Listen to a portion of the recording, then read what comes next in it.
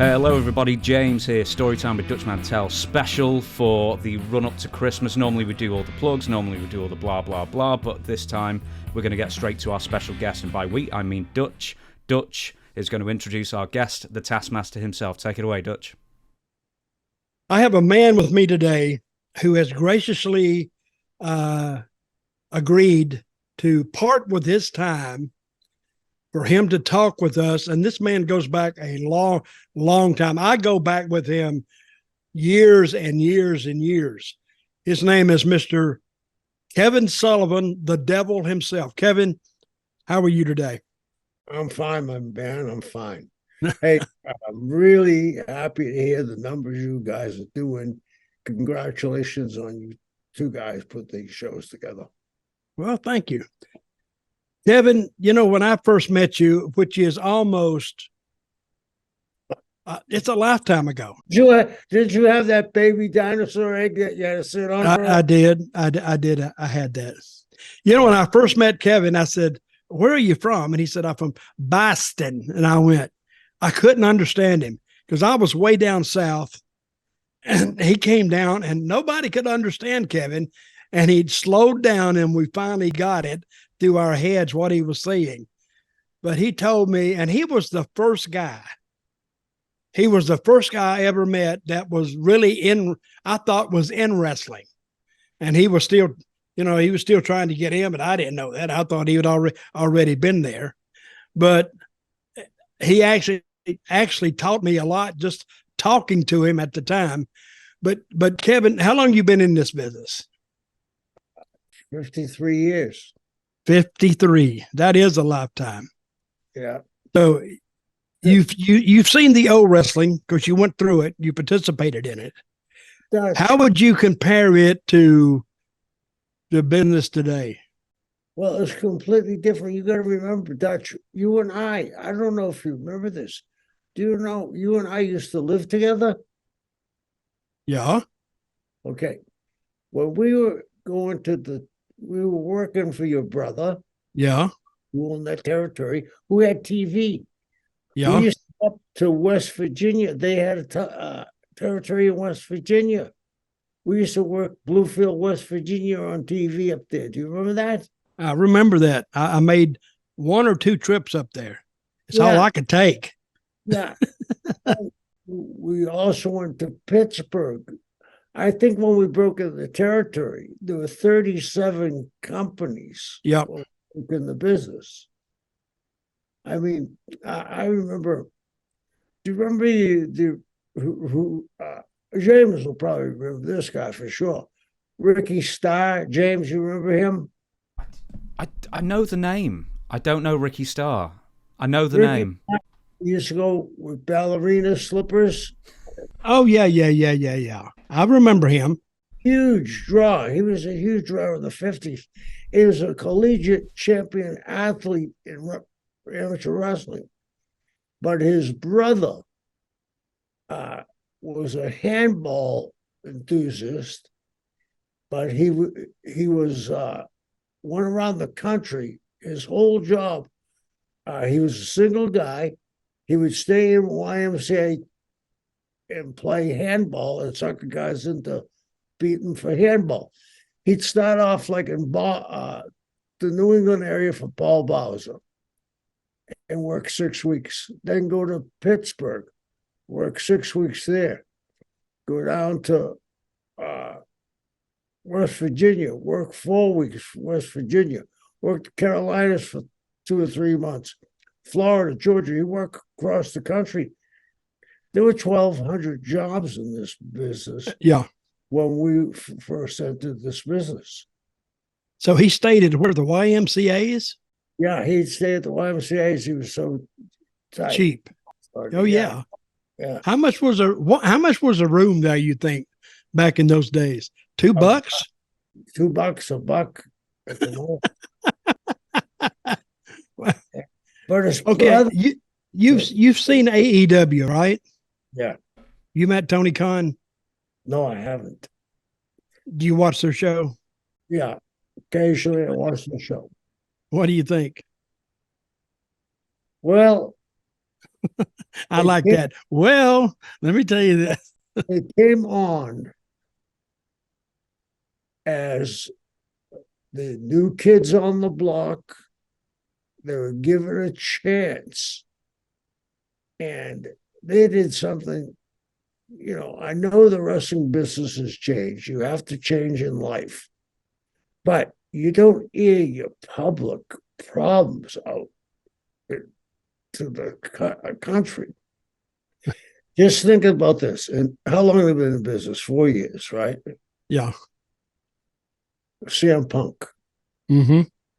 That scrum thing, and then the fight with the Jungle Boy, gone. Yeah. Too Cody, much. Yeah. Cody, he was the golden child, right? He started because he wasn't getting the break in the WWF or E. Look where he is. Then they get that Jay Carlisle, really a great physical specimen. It looks like they're going to push her to the moon. Oh yeah, they got to. Look at her. And one thing that I agree with you totally, Dutch. Lighting makes such a impact. It drives me crazy. Yeah, I forgot I talked about their lighting. The lighting looks like they're holding flashlights on it. Really? Yeah. I think I know I'm losing sight one eye. I got an injury to it. And I'm looking, I'm saying, can't be that dark, can't be that dark. And then you look at Saudi Arabia, what they have in Saudi Arabia. My God, it looks like a full-blown movie from Cleopatra during the 60s, But I think their dressing room has some great talent. That Christopher Daniels or Brian Danielson. Oh yeah, they got a pretty good crew there. Got a great crew there. Great crew. I just don't understand where they're not seeing what they got. I think I can sum that up for you. They don't tell stories. Yeah. They just book matches. And that'll get you so far, but after a while you say, well, what's the deal with these guys? What are they fighting over? I mean, it's just too much. I watch you guys quite frequently, and I enjoy you. And I agree with you about 90% of the time. And I'm saying to myself, they started out, and people say, well, their audience hasn't fluctuated at all. Yes, it has. It's no kidding. Down. It's gone down bad. We try not to be negative on this show, Kevin. I'm just trying to tell you so, but they bottomed out almost. And I think, if I tell you, boy, I have a big surprise for you, Dutch, and you come over to my house, give you a butter knife. Yeah, I got a big surprise. And it's like a bottle of Coke. Here it is. It's just that they are fighting so hard. Yeah. Since you got there, let me ask you this. Their last biggest surprise that they had was, and this is in defense of Tony Khan a little bit, but he did at least produce Ric Flair, which was a surprise. But let me ask you this. What do you think Rick brings to that company other than the Social Security disability check? Stop laughing, James. One of the things he is going to bring,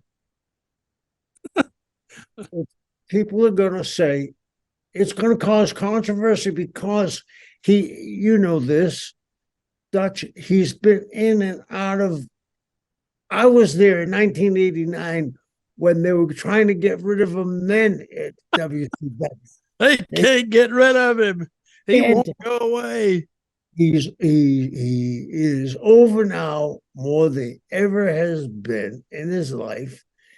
And to me, this is just the WWE missed a chance for a kill shot there, where I'm saying they had lost all these people.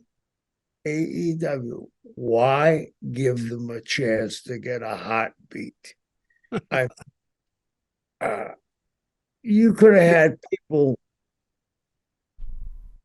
Obviously, he's in business with Mike Tyson.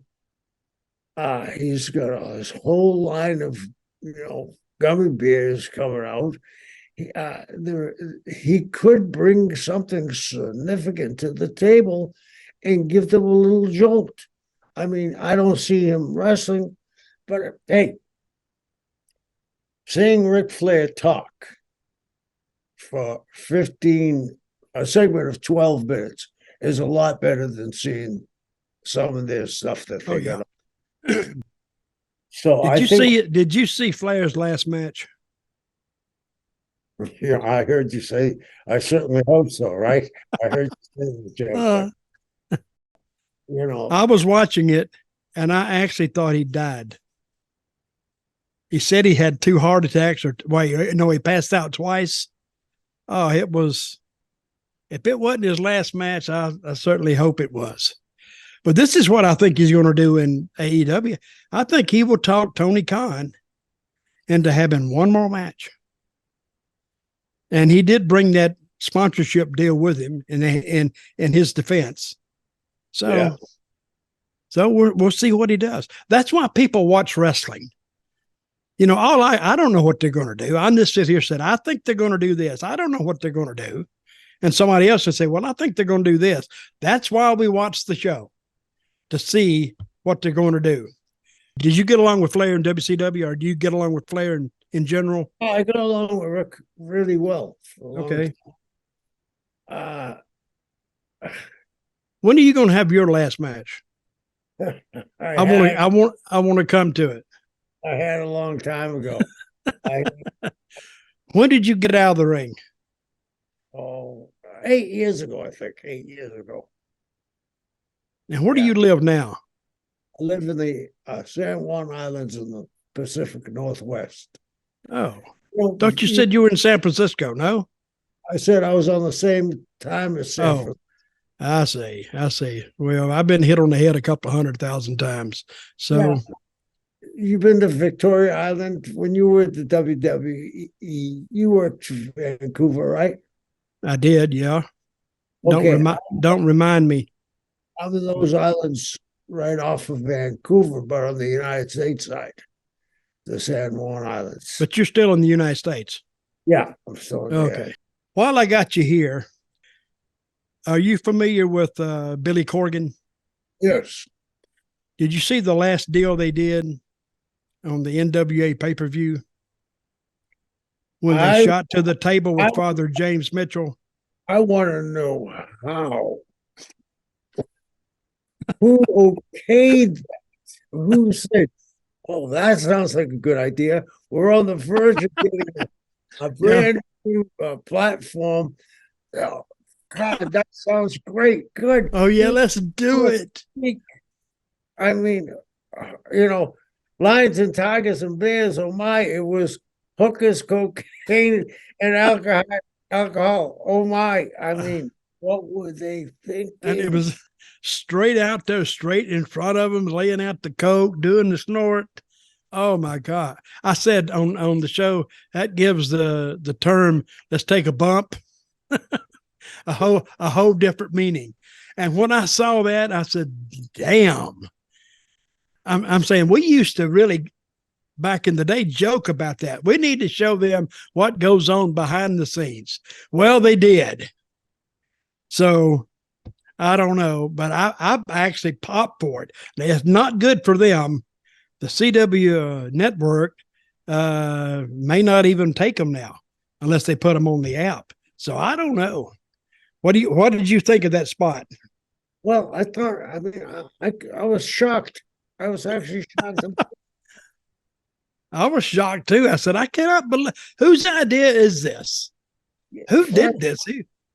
I would be afraid to go up if I was the booker to the owner and say, brother, I got this spot that's going to blow them away. What? Man, we're going to show a bunch of the guys around town snorting Coke and drinking out of the bottle. What do you think? It's great, huh? The guys say, brother, you need to see that door. You need to get in it and just keep going. I don't know where. I'm going to have to find out where that spot come from. I think I know where it came from. Is the only one who could authorize it. I think it came from Billy. Really? That's what I think. Who else would come up with that? You're right. He's got to do it. So I don't know. This business never ceases to amaze me, believe me. Okay, you told me a long time ago, folks, I just got to tell you, when Kevin was talking, I thought he was a veteran. Well, I was listening to every word he said. And he used to tell me these stories about King Curtis Iaukea. And how did you meet him? And he's from Hawaii, right, or no? Yeah, he's from Hawaii. Was he crazy? He was very, very smart. Yeah. He graduated from UCLA. Yeah. He was one of the greatest surfers when surfing first started. How well did you know him? Very well. I mean, he was. Was he kind of crazy too? I mean, he was like he was played pro football up in Vancouver. He played pro football in Calgary. But he was so brilliant in other ways. He read constantly, which doesn't make you brilliant, but it does a good job making you unstupid. So he got over so well in Australia that Jim Barnett gave Curtis and Mark Lewin the Samoan area and the Tongan area mm-hmm. and the New Zealand area because he knew they were going to steal from him. So he said, I don't want that bothering me. I'll give it to them and let them do what they want to do, and I'll pay them very well. They used to get paid tremendously from Jim. I heard your impression of Jim. I laughed. It was probably right on. My boy. I kept my boy. You've done it again. And he was such a funny guy. But I had a very nice time with Jim, and I learned a lot of stories about Jim. Do you know, this is for James, that he was on the front row when Carter got inaugurated. Did you know that, Dutch? No. When who got inaugurated? When Jimmy Carter got inaugurated. Yeah. I didn't know that. He was on the front row. He had given Jimmy Carter $100,000 for his inauguration. And this was back in the 70s, which was like... that's when he was president. Yeah, when he was running for president. And he made Jim the head of arts and entertainment in this country. I didn't know that. You learn something every day. Yeah. Okay. Got any stories about Mark Lewin? Oh, do you know what? Just before we go to Mark Lewin, I want to ask something about King Curtis. I don't know if you told me this, Kevin, or someone else did, but someone pointed out to me that King Curtis Iaukea really doesn't get enough credit as far as being the originator of almost like the original wild man of wrestling. You know, the guys like the Sheik, Bruiser Brody, guys like that, Tiger Jeet Singh, people like that. All of them came from the style that King Curtis pretty much originated. Is that fair to say? Absolutely. And if you went to me, my era and the era before me, the great talkers of all times, the Dusty Rhodes, the Billy Grahams, the Thunderbolt Pattersons, the Wahoo McDaniels. They all sprung from Curtis, because Curtis told stories. He just didn't tell you an interview. He would tell you a story, and that would be remarkable. You know what I mean? Because 3/4 of stories he told you in the interview were true. I mean, he did some. He when he was in UCLA, somehow one time his roommate was Oliver Huxley, the guy that mass produced LSD. He had a cookie, a magic cookie called and Italian. And Curtis used to come by, and everybody would. This is back when you'd have to stop in Hawaii, going back and forth, and everybody always stopped going over and coming back, and he'd take them up to Diamond Head, and he'd lace them with the cookie, and then he'd take them for either take them to a surfing trip, or taking them to a diving place, and we go diving. Great guy, really loved them, and they were smart. They were smart. This is before. When did he pass away? About 10 years ago. I always heard good stories about him. Of course, Yeah. all the stories I heard was from you. Yeah, but the other thing he would do, guys, was that him and Lewin, their idea was they would go into a territory that was down and out, and they would go in there, and they would bring friends of theirs in there. First, they bring in good tag teams, and then they would bring in a very good heel and a very good baby face, and they would build the territories up. So when they really started to come, they themselves would go over to the territory itself with good talent, and it wasn't hard for them to blow the territory back up again. And they did that time after time after time. In 1955, Mark Lewin, they made him Argentina Rocca's tag team partner. I think Mark was 18 years old. Well, that's a name you don't hear much anymore. Argentine Rocca. Yeah. In 1955, Damn. Mark made $187,000. You got to realize. James, figure that up. What is that in today's money? I'll find out. Give me 10 seconds. 100,000. Wow. $187,000 in 1955. This is saying nearly 2.1 million in 2023. Wow. And the other thing was Mark somehow, Curtis's wife was very smart, and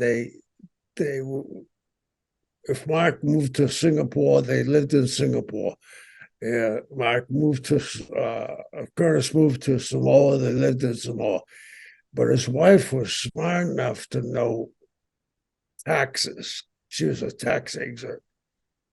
And she would take them and move them to a place that was like, if you lived in the Virgin Islands in the 70s, even though it's part of the United States, you have to pay taxes.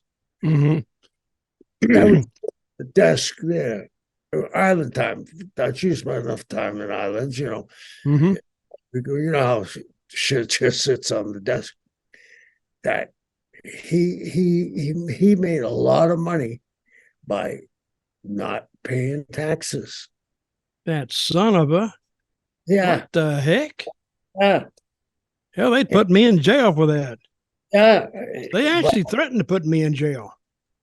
Hey, let me take you to a thing that I talked about, I don't know, 6 months ago, or I had a column I was writing or something. Do you remember the snake pit in Tampa? Yeah. You ever remember? Were you ever there for any sessions? Yeah. Were they brutal? Oh. What we're talking about, folks, is Eddie Graham in Florida, who I respect quite a bit. Eddie Graham was a firm believer in that the fans didn't think the business needed to be what they used to call fake. We don't use that term anymore. So he would take the non-believers to the snake pit, which is where they film TV, the Sportatorium on Albany Avenue. And he would say, come down here on like a Tuesday or Thursday or whatever at 2:00. And he'd take them in there and he would line up some of the guys to go in there and wrestle them. I mean, it turned into just almost a masochist heaven. I mean, they beat the hell out of some of these guys, not by punching them, but just by what they call stretching them. So what did you see, Kevin? I used to have to go down quite a bit. I saw this one. I'll tell you a group of stories, but the worst one I ever saw. This guy comes in with his father, and he has a mask, a silk white mask and a silk robe. And Bob Roop, who used to beat them up all the time, sweetheart of a guy, went to the guy and said, try to take that stuff off. Don't let Eddie see you with it on. And as soon as he said it, Eddie walked in, right? Yeah. So it made no sense to the guy why, because he was going to be a masked wrestler. Well, it started off, they a bunch of squats, bunch of push-ups, bunch of that. When Bob finished off with him, Roop put the sugar hold on the guy, and James' sugar hold goes, it's like your arms of pythons. One goes on the a what? A python. Okay. Head up like this until your blood comes out of your eyes and ears.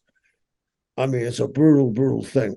So Roop tried to give the guy a chance to get out of here. Roop got him to the apron and shoved him out and said, get out of here, run out of here.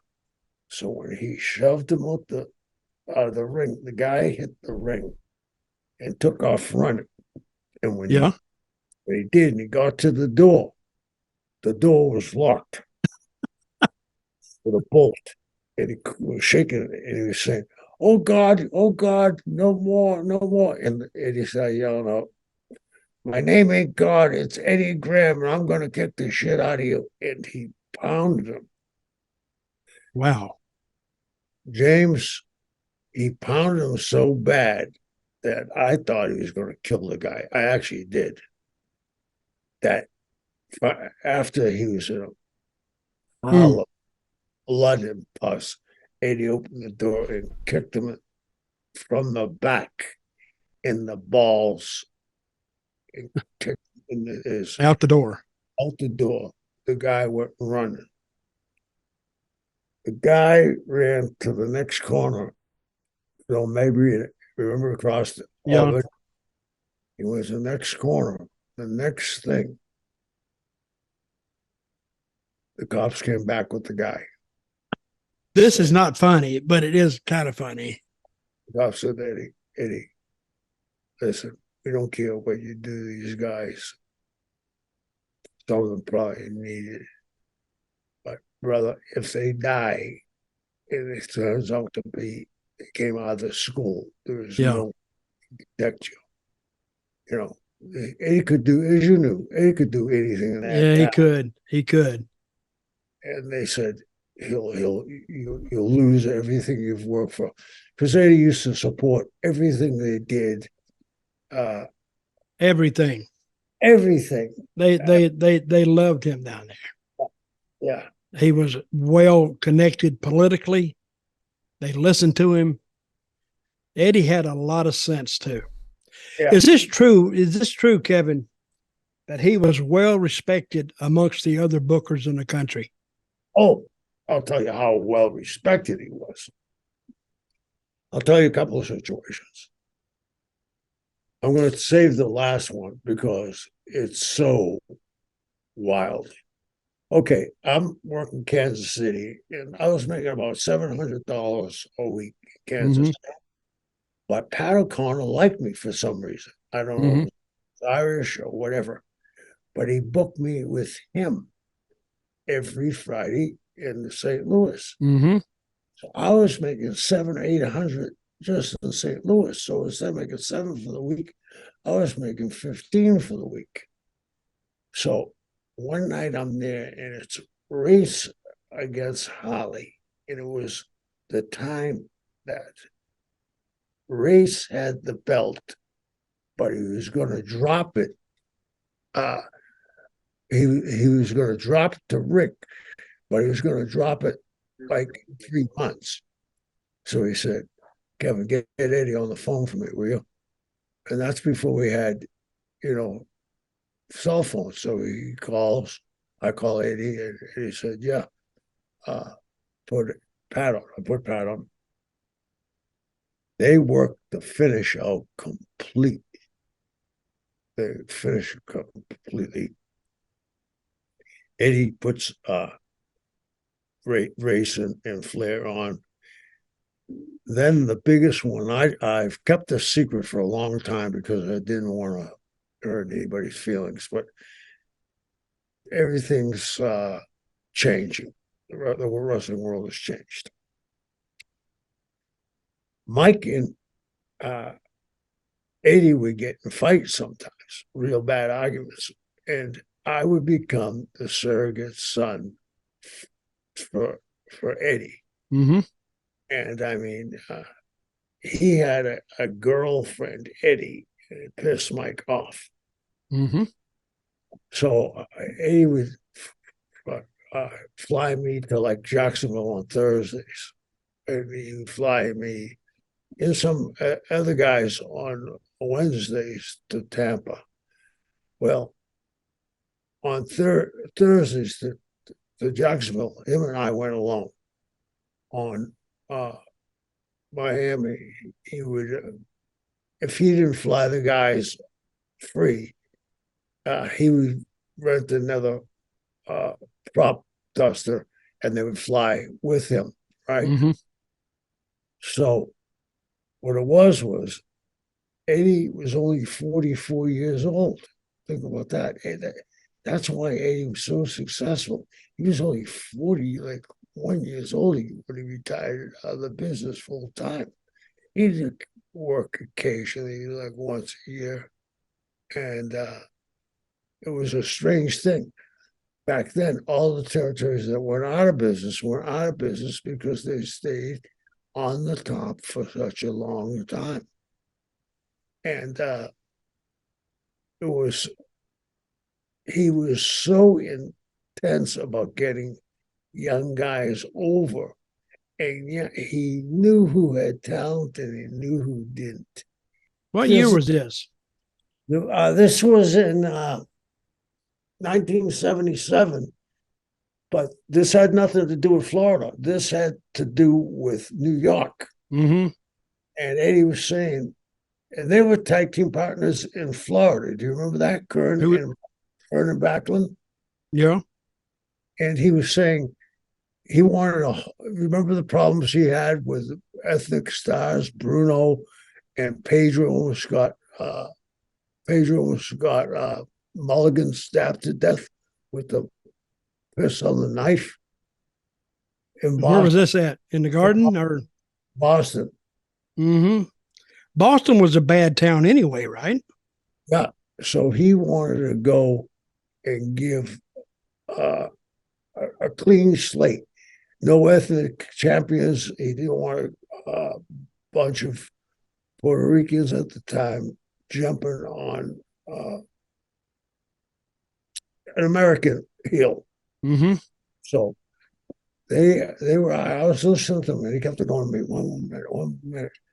He said, "Listen, you're going to have a problem unless you decide and say, I see your point, and we'll make Backlund the champion and not an ethnic guy." He said, have that problem because they're into that mindset. Like, you talked about Victor and Quinones? yeah, in college, it was very hard to get heat on guys back then. Mm-hmm. So Well, they made a bet, and he said, "You can't get Bob Backlund to draw that kind of money." mm-hmm. I'll make him draw, and he brought Backlund in for a year, just for TV for a year, and he wrestled for a year on TV there, and it took them a year to get him over, but he drew money now. Mm-hmm. He drew money the same way. I'm not so sure, but he made him the world champion, and it went right to his head that he went and drew that money and did a huge business. Because if you look at Bob then, he didn't look anything special like they had in New York. He wasn't 285 pounds. He didn't have tie-dye shirts. He wasn't Bruno closing the wrestling show in Italian. Let's go back to Boston a minute. When the Sheik came into Boston, did he create an uproar? Oh, like nothing I ever saw. I knew wrestling was a work. Yeah. I knew it was a work. When he came out of the dressing room, there was 4 guys from Harvard carrying a banner. The Sheik is number 1, right? Yeah. They got halfway around the building before their brains were scattered around the building. They were so bad. They were beaten up, and the Sheik drew nothing but money. That's a good education for them, that Harvard education. Get the dog shit beat out, even going around a ring. Yeah, it was a great. I don't know why Boston was. They always talk about Philadelphia being bad, but the worst of all. No, I've heard Boston was really, really bad. Yeah. So, was there anybody in the wrestling business that was too crazy for even the wrestling business? You ever found one? Yeah, and I think you know him. Who is he? Kenny Chambers. I don't know if I know. I don't know him or not. I might know him. He worked in Memphis when Billy Graham was your champion in Memphis. Mm-hmm. Big blonde guy from Boston. Do you remember him? I do. I think I remember when you said Boston. I might remember him now. Yeah. He's a big old guy, right? He was huge. Yeah. And strong as hell, like a 750 bench presser. And he was an enforcer for the mob. Let's go back to WCW a minute. Did you work on that creative committee? Yeah. Was Jim Cornette on it? Yes, he was. Was Eddie Gilbert on it? For some reason, he'd be in and out. Yeah. What do you remember about those? Anything stand out? Yeah. Who was the head of that? Flair. Mm-hmm. Problem was they had Eddie Gilbert had so much heat with Rick. About what you think? Well, it was about, from what I could gather, the first time they went into the Superdome for that show, Eddie Gilbert tore Rick's name off a door for his own private dressing room. Mm-hmm. The trash. Yeah. And Rick got hot about that. Yeah, big time. So following that, that's when they all ended up in Atlanta. Right. And Rick was the head of it. And Eddie wasn't welcome there, more or less. Yeah, he wasn't.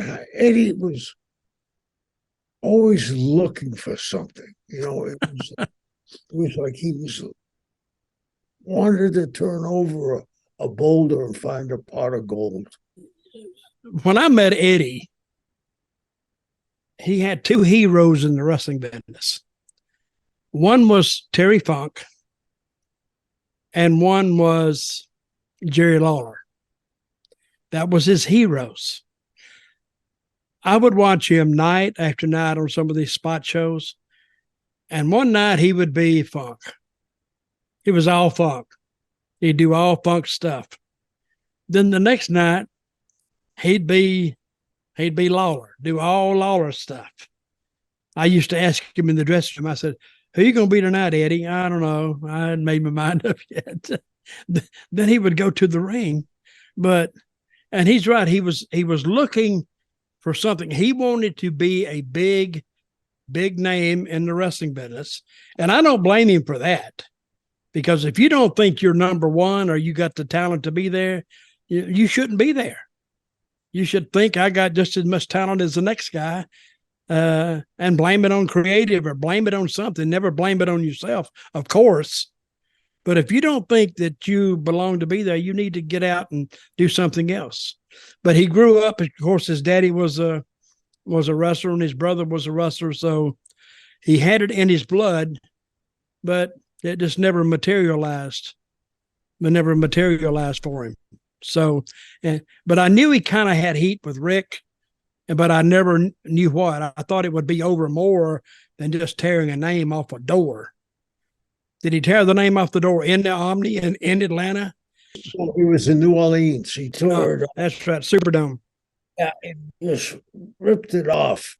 And he put some comments after it. He pushed it too far. I mean, it never should have gotten that way. Because Eddie, he had a good mind for the business.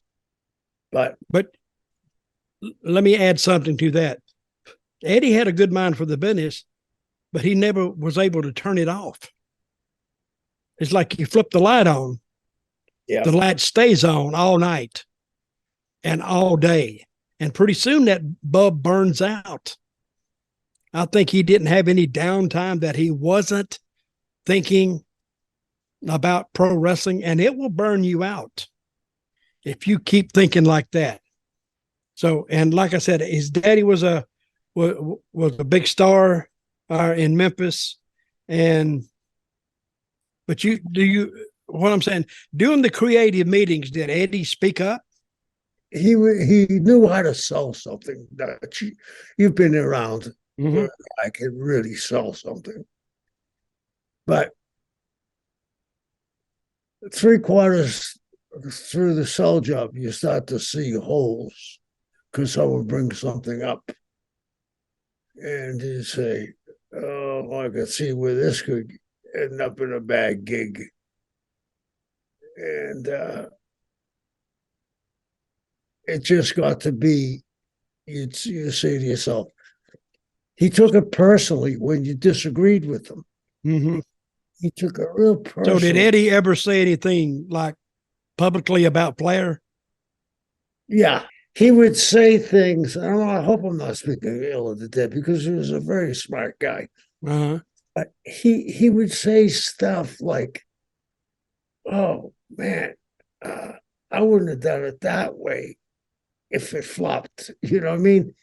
He would have put himself over, in other words. He was a complex guy. He was a complex guy. Did you find him complex in Puerto Rico? Did I what? Find him complex in Puerto Rico. He was bothered. Let me say that. He lived with me. We all had a condo, but Eddie at that time, I didn't really think about it.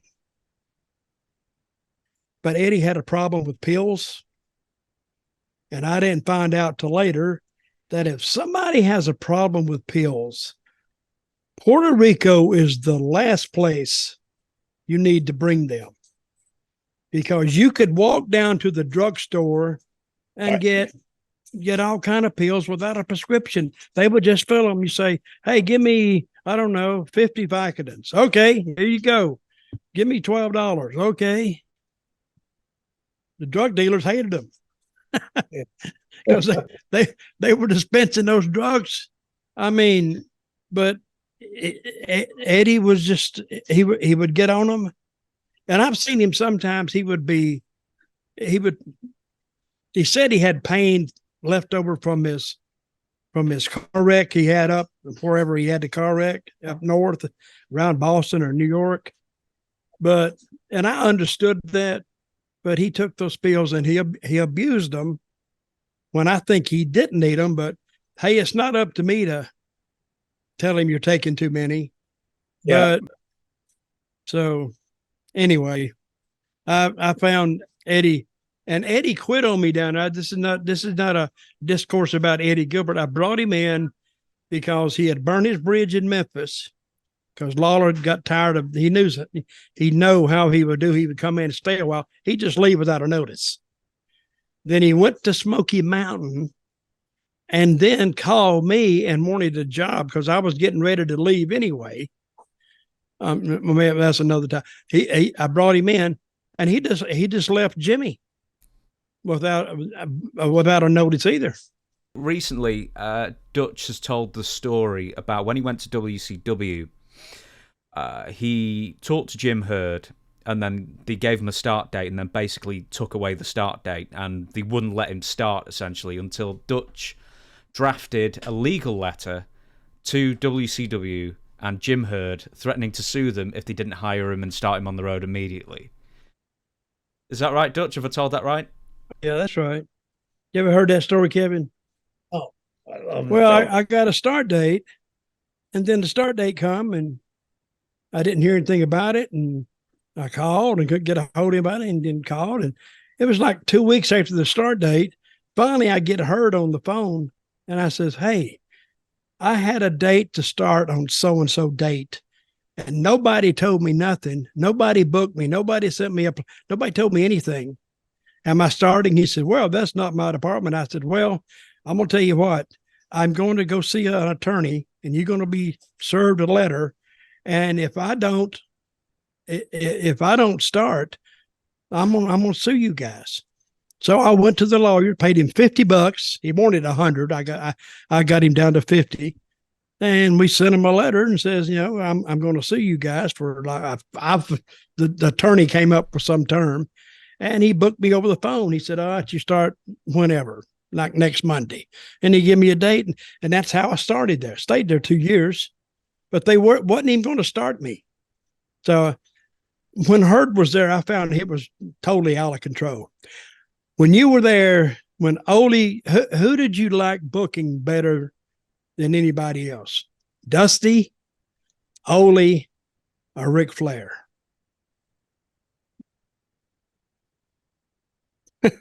A hard decision. Hard decision. Yeah, Dusty, because here's something. If it was a real good angle, Dusty was going to say, that's pretty good. Maybe I'll use it later. But it wasn't going to be with you and him. Yeah. He was going to use it with somebody else. And he was going to use that angle with him and he was working with. But you'll see Ole when he got the Road Warriors on top. All of a sudden, it gets hot. He puts himself in a 6-man on Starrcade. He's going, or the Rock and Roll Express. He's in there with them too. He would stick himself right in there. But he did have a lot of success there, though. He did do that. What was it like there? What was your favorite angle in WCW? I think my Whether favorite, you were in it or not. I think that was when I had no one ever turn on me except Billy Superstar Graham. Mm-hmm. And that's when we needed a draw because we were outnumbered now. And we needed a charismatic babyface because he was replacing Dusty. He had gone up to Charlotte. And we did this thing where the owner of Little Hut was with me. I was out on the floor, and a guy took a bump to the floor, and I went to slap the guy, and he grabbed my hand. Superstar grabbed my hand, and he held my hand up, and I went to hit him again, and he froze it up again. Well, it didn't work. I went to do it again, and Billy's giant arms stopped me. And at that time, Humperdinck came up behind him, who was my manager. I had a host. I had more people than in Gone with the Wind. He came and threw a chair and distracted Billy. And Billy turned and chased me down. I grabbed the chair and I threw it. And it spun. And it spun. When it hit him, it split and hardweight them, and they played it back and back and back, and it was obviously a hardway, people. Mm-hmm. So we really did well with it, and it was because of Billy. I have a question I've been meaning to ask you since I first heard about it. You know who Hannibal is, right? Yep. And this is the information I got. Hannibal took a referee in some show, I think in Texas or somewhere, and actually mutilated him with a blade, cut him up, and you were there? Yeah. What happened there? He had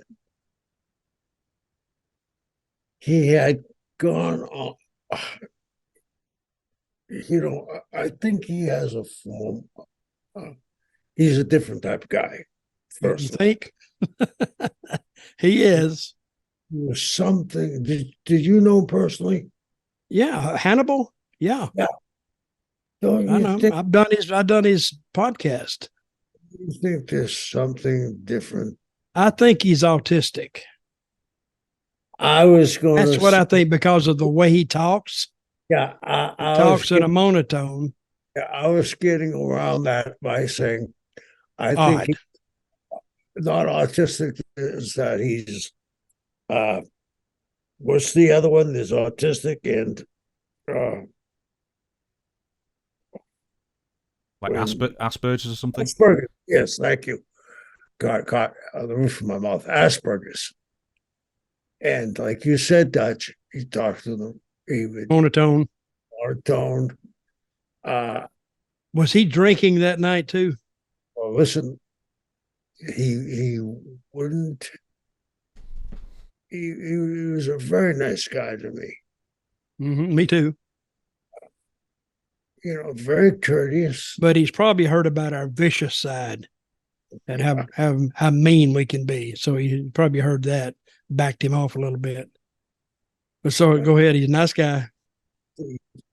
For lunch, we went to a Chinese restaurant. Later on? No, this is before. Yeah, okay. He was living in Texas for a while. Yeah. He was living like 6 weeks, 8 weeks in Texas. He was working. He planned it out famously. He'd work in Arizona. He was working in Kansas City. He was working in New Mexico. He was working in that deep Southwest. So Now, this is recently, right? Within the last 5 Yeah. years, 4 years? Yeah. 3 or 4 years ago. Yeah. So he said to me, I've talked to the referee. He wants to get blood, Mm-hmm. but he is afraid to. I said, well, that's it, leave it alone. He said, no, I just got to let it back from here, take a look at this. And it was very strangely worded too. So I said, okay. So he goes in and we have lunch, and we have all kinds of food because he picked me up at like 11. We weren't going on till 11 o'clock. So after the match, after dinner rather, he drops me off at my hotel. His girlfriend is there, his valet, and he introduces me to her.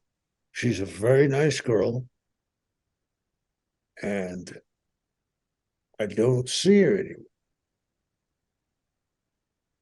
As the time goes on, I want to know where he wants me, because I got to know where the finish should be. I know there needs to be in the far right-hand corner with an older camera. It's being heavy. He's going to have have someone carry the cords for him. And I said, man, where is he? She came up to me and she used the word that I haven't heard since high school. She said, I hope he's not as drunk as a skunk. And where was this? At the matches or? Yeah. I said, oh, don't tell me that.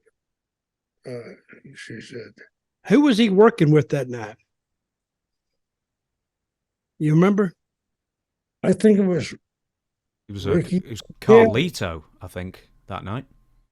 Carlito. I knew it was Carlito.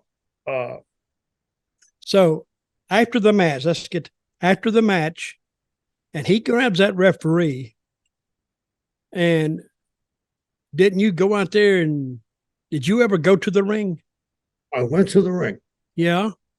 Try to pull him off, settle him down or whatever. Something happened.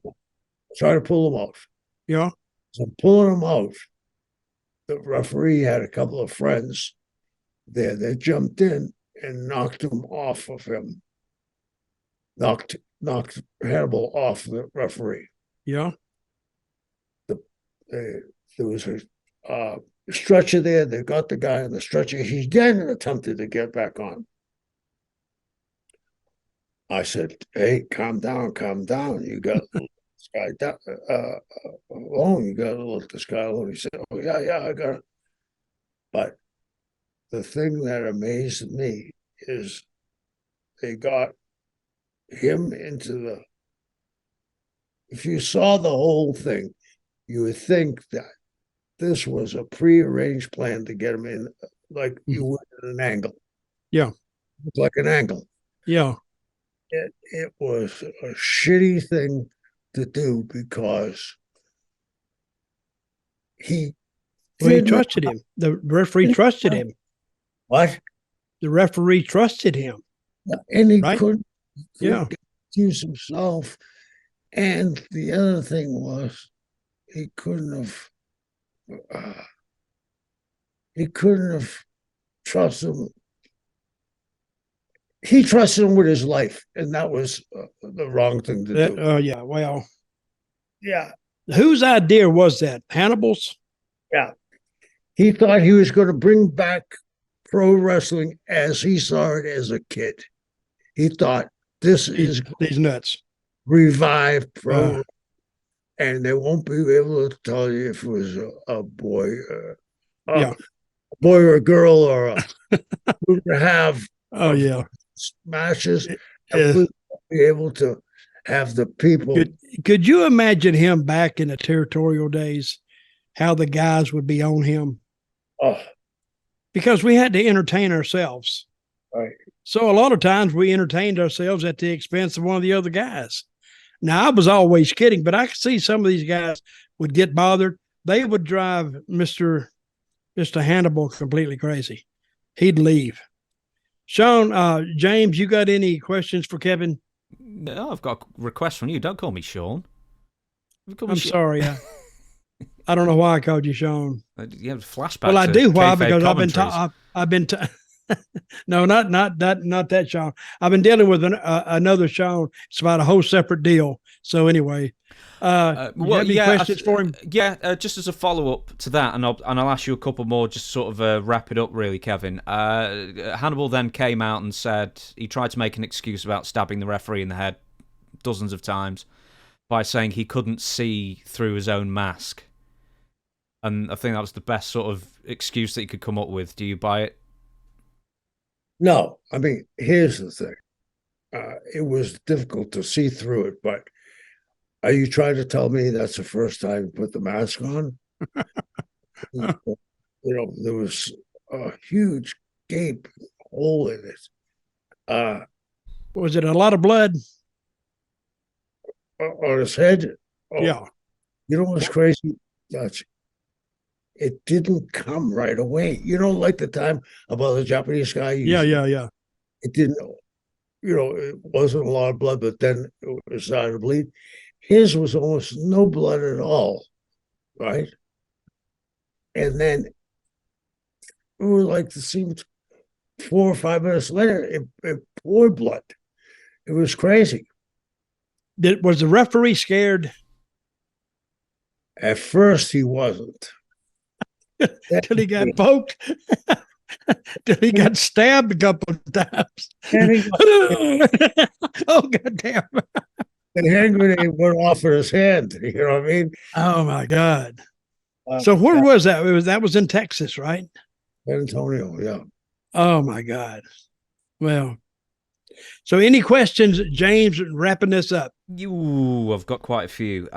Kevin, I'll ask this one. If you don't have an answer for this one, I'll finish it on another one. But do you remember back in the day, and correct me if I'm wrong here, is at one point it was booked or suggested to be booked for Ric Steiner to beat Ric Flair in 5 minutes for the title, because for some reason, maybe it was Dusty booking at the time.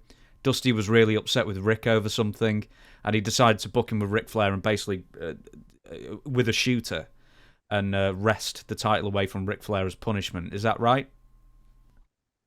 I heard something about that, but would they still have had to get the okay from the committee? Dutch? Yeah. What year was this? Like 88, 89, something like that. I don't think St. Louis had that much to do with it, did it? Not at that time. I wouldn't think. Who had, I don't know. After that St. Louis, the whole thing kind of blew up. So I don't know what they had to do. It must have been the WCW. What he's trying to say, James, is you used to have to get okay from the committee based out of St. Louis, and they would call around and they would take a poll if they agreed with it, and if they had a positive poll, they could go ahead and do that. I'm guessing. I don't even know if they had that then. I'm guessing that's WCW, so that'll be after the NWA committee thing. I'll tell you what. I'll end on this one then, because I never heard the story, and I wish I'd asked it Kevin at the time when I interviewed him for my other channel. Is that you never told me the story about wrestling Mr. T in 1994? I worked myself into a shoot. He was a very nice man. Okay, he was a very nice man. But yeah, here it comes.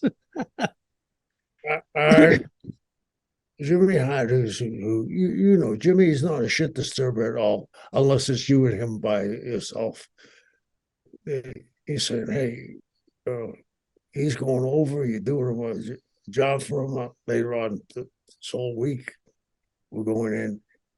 We're not going to have any heat at all by the time we get in there. Blah, blah, blah." I get so mad.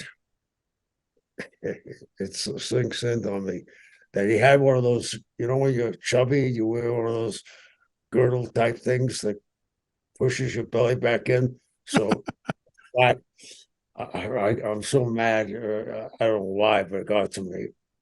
And I get behind, we go through a situation with amateur moves. And I go through and I get so mad. I pull the shirt over his head and pull the plastic girdle over his head like it's a girl from open up a stack of those cookies that are glazed and stuck together. You know what I mean? It was something I shouldn't have done. It wasn't very professional. And the guy did nothing to me except put money in my pocket. I just can't believe that, like, what was it, about like 8 years or something like that after the A-Team were cancelled, and then WCW thought, hey, this is the time to bring Mr. T back in. He's still relevant. and then have him beat you as well, which is just so crazy in the grand scheme of things. It's almost like I've told this Dutch, and he never heard the story, and maybe you've heard the story that when Muhammad Ali came to, it's probably like a Superdome show or something like that, and he was doing the Ali shuffle, and then he punches someone, they go down, he punches a second person, they go down, and then when it comes time to Jake the Snake Roberts, he takes the punch and then he doesn't fall down, and then a second time he takes the punch and he doesn't fall down, and basically he refuses to sell for Muhammad Ali, and then afterwards Bill Watts or whoever says, why didn't you go down for Muhammad Ali? And he went, hey, I'm still going to be here tomorrow. He's he's going after this show. And I thought that was such a funny way of looking at it. Yeah, I do too. I do too. Take the bump. Big deal. It's not going to hurt anything. It's not going to be on the back of your tombstone. And he didn't take the bump for Ali at the end. Yeah, I was there that night. Ali, I've told this before. Ali came in the dressing room. You know who he wanted to see? Dirty white boy. That's who he wanted to see. He said, show me a dirty white boy. And Tony Anthony went nuts. Oh, I'm here. But that was good. And Tony really liked it. And it was funny too. So, and Mr. Cassius Clay, that was his former name, Ali was very friendly, very good, very nice. So, Kevin, you about ready to, James, you about ready to wrap this up? I can do the wrap up. No, you do the wrap up. I'm going to do the wrap up. Pay attention. I'm going to teach you something. Kevin, I want to thank you for coming on. I've been wanting to have you on for a long time anyway. So, and I got your number, and I said, I'm going to call him and see what he says, but I didn't call you. I actually texted you, and I'm very thankful you came on. And if you need me to do something for you, except loaning you money, because I don't have any, we can talk. But thank you very much. And James, thank you very much for your professional expertise. Till next week, I'll bid you. Could I get a plug in? Of course you can. Sure, get it. Hell, we'll give you 2 hours.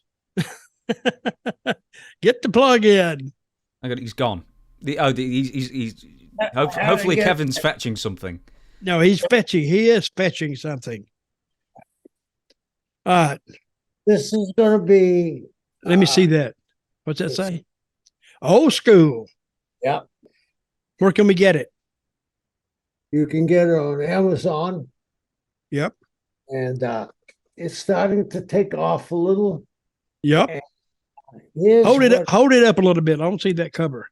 There it is. Old school. Okay. L.A. Taylor. Who's that? Is that your literary name? No, it's a friend of mine that I know. Okay. Do a great job. What it's about? Yeah, what is it about? About 1948. Uh-oh. Remember when we had the formation of the NWA? Yep. You know why that was actually formed? They can tell you all the horse shit they want to tell you. Yeah. It formed because we were a monopoly. We had stopped guys from being able to work anywhere. We stopped guys from opening up a wrestling promotion. Yeah. We had blacklisted guys. That's why we started. Now, we being who? The wrestling itself, the wrestling organizations. Okay. And they had stories about, in 1948 was the second largest time the mafia had a full-time connection on pro wrestling. You have to remember, back then, a lot of states, especially the southern states, didn't have gate watches. You go in, what's the house? Well, I don't know. We never knew what the house was, Dutch, did we? No, they never would tell you. They didn't want you to know. Exactly. And that's where we're going. And then some states, if there wasn't a person to tell you what it was, or it was a guy that was straight and he wasn't going to tell you what it was, they did away with the wrestling commissions in some states. Like in Florida, we didn't have a wrestling commission.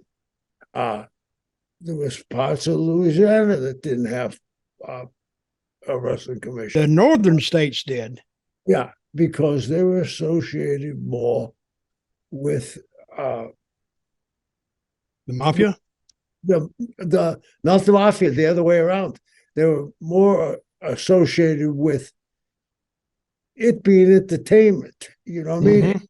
Away with it, but there was connections there too. You can see the connections in 1948. It's a historical fiction that you can find that people found out that somebody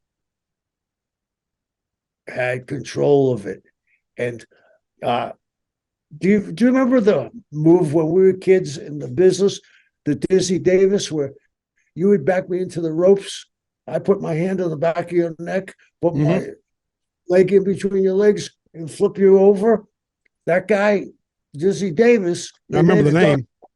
They made a documentary about him. He broke his kid out of prison in Mexico on a drug charge. And he was the first Gorgeous George.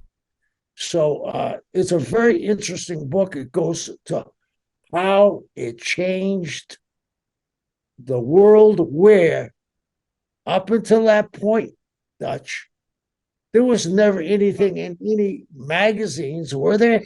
Did you ever see anything? Hey, that's where most of the people became wrestling fans, the magazines. Yeah. Instead of TV. I would go into a drugstore and pick up the magazine, and I would read that. That's where the stars were made with me, because I was reading about these people. I never had sense enough to write them and say, hey, you want to do an article on me? I just never did. I thought they should come and find me, but they never did. So the name of it is what? What's the name of the book again? Old School Ring Square, Book 1. Okay. Is it on Amazon? Yes, it is. Okay, fans. There it is. Try out Old School. How much is it? $100? No. $30.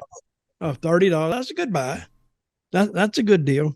So if you want to, for the wrestling historians out there, I think that would be a good read. So Kevin, thank you very much for appearing, and would like to have you back. And James, to you, I think we should all do this. Let's all do We the People. Put your hand over your heart, Kevin. Right hand. We the People. See you next week.